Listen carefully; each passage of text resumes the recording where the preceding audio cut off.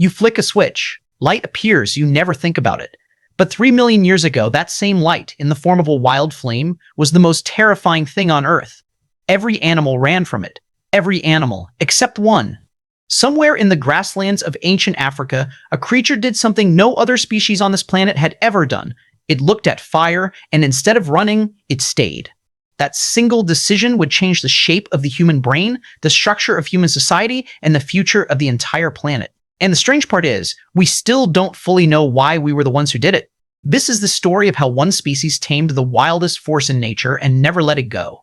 Picture Earth, roughly 2 million years ago. Lightning splits the sky. It strikes dry grass, and within seconds, flames spread across the savanna.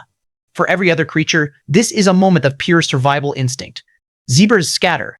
Birds take to the air. Lions retreat. Fire means death. It has always meant death. But early hominins, our distant ancestors, began to behave differently. Scientists studying burned sediment layers in South Africa's Wonderwerk Cave found something remarkable: traces of ash and burned bone dating back nearly 1 million years. This is some of the oldest evidence we have of fire being used inside a controlled space, deep within a cave, far from any natural wildfire. That detail matters. A wildfire can scorch a landscape, but a fire burning steadily inside a cave in one contained place suggests something else entirely. It suggests intention. We call this the birth of controlled fire. Not fire that simply happens, but fire that is kept, fed, and used. The question archaeologists still debate is simple to ask and brutally hard to answer. Did early humans capture fire from natural sources, like lightning strikes or volcanic activity, and learn to preserve it? Or did they eventually learn to create it themselves, through friction or sparks? Most researchers believe the first stage came long before the second. Keeping a fire alive is far easier than making one from nothing. For a very long time, our ancestors may have been firekeepers before they were fire makers. Either way, something extraordinary was happening. A creature with no claws built for defense, no thick fur, no great size, had found a way to hold a piece of destruction in its hands and turn it into a tool.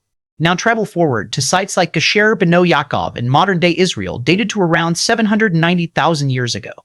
Here, archaeologists uncovered clustered patches of burned flint and wood, arranged in a way natural fires simply don't produce. This wasn't scattered debris from a passing wildfire. This looked like a hearth, a place returned to again and again for the same purpose. And that purpose changed everything, because once fire could be trusted to stay in one place, it could be used for something no animal on Earth had ever tried before. Cooking.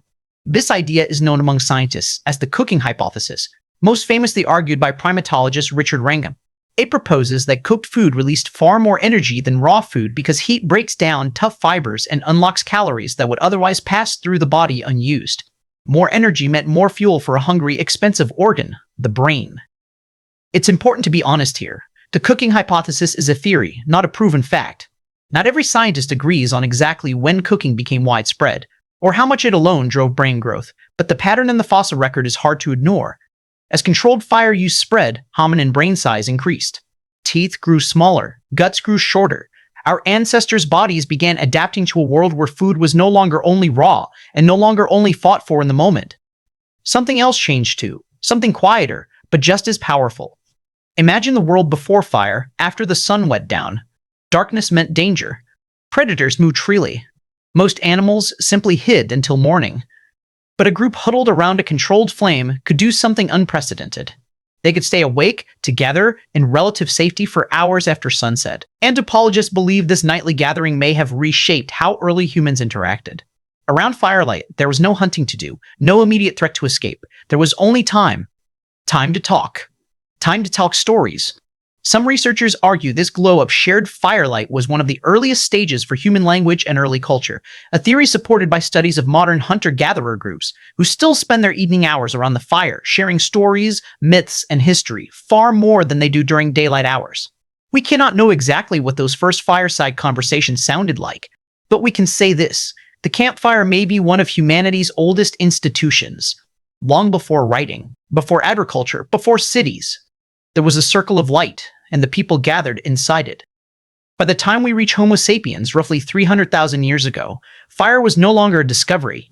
It was a foundation. Fire warmed bodies through freezing nights, allowing early humans to migrate into colder regions of the world that would otherwise have been unlivable. Fire hardened the tips of wooden spears, turning simple sticks into effective weapons. Fire kept predators at bay, allowing groups to sleep more safely in the open. And fire, quite simply, became one of the most valuable resources one group could possess, or lose, because fire could not simply be assumed to last forever. Before reliable fire-starting methods existed, losing your flame could mean walking for days to find another source, or living without warmth and cooked food until one was found. Fire had to be tended. It had to be protected.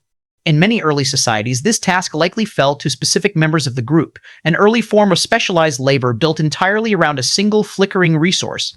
And when humans finally learned to create fire on demand, do friction techniques like the hand drill, or by striking flint against pyrite to throw sparks onto tinder, the balance of power shifted again. Fire was no longer something you had to find, it was something you could make, anywhere, anytime.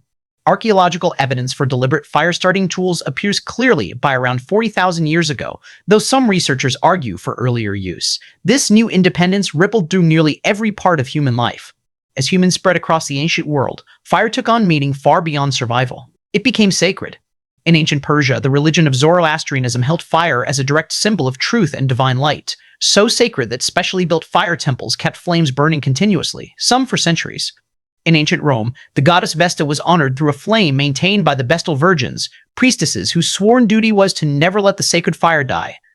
Letting it go out was considered a disaster for the entire city. Across the ancient world, from Greek mythology's story of Prometheus stealing fire from the gods, to indigenous traditions in the Americas treating fire as a living spirit deserving of respect, one pattern repeats again and again.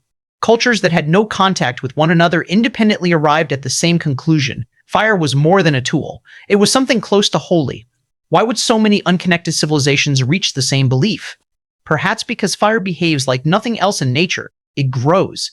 It consumes. It gives warmth and it gives destruction, sometimes within the same hour. To ancient minds trying to make sense of a mysterious and dangerous world, fire looked less like an object and more like a force with a will of its own. As centuries passed, fire moved from the sacred hearth into the beating heart of human industry. Ancient metalworkers discovered that fire hot enough could transform raw ore into copper, then bronze, then iron. This discovery didn't just create better tools and weapons, it created entirely new economies. Control over fire-based metalworking meant control over military power, trade goods, and status. Entire ancient trade routes formed around the movement of metal, and metal existed only because someone, somewhere, had learned to build a fire hot enough to bend stone into liquid. Fire fired the kilns that baked the first pottery, allowing humans to store grain, carry water, and cook food in ways never before possible. Fire fired the bricks that built the first great cities. Nearly every technological leap in the ancient world in some way traces back to a controlled flame, and still, fire's oldest purpose never disappeared. Long after cities rose and empires fell, people still gathered around fire at the end of the day, the same way their ancestors did hundreds of thousands of years earlier. The setting changed. The instinct did not. Which brings us back to today. You still gather around a source of warm light in the evening, even if it's a television screen instead of a flame.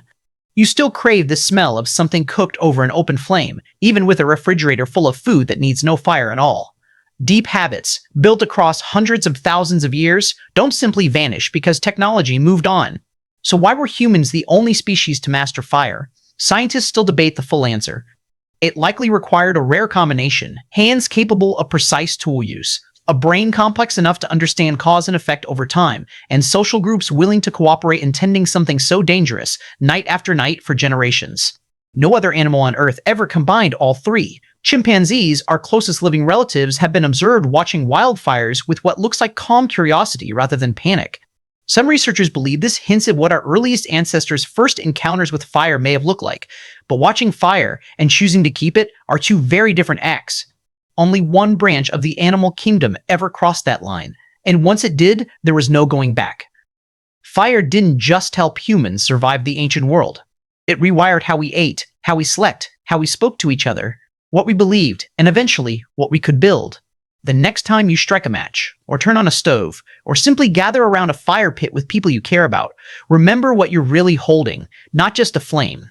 A million years of history, passed down hand to hand ever since a creature on the African savanna looked into the fire and decided not to run.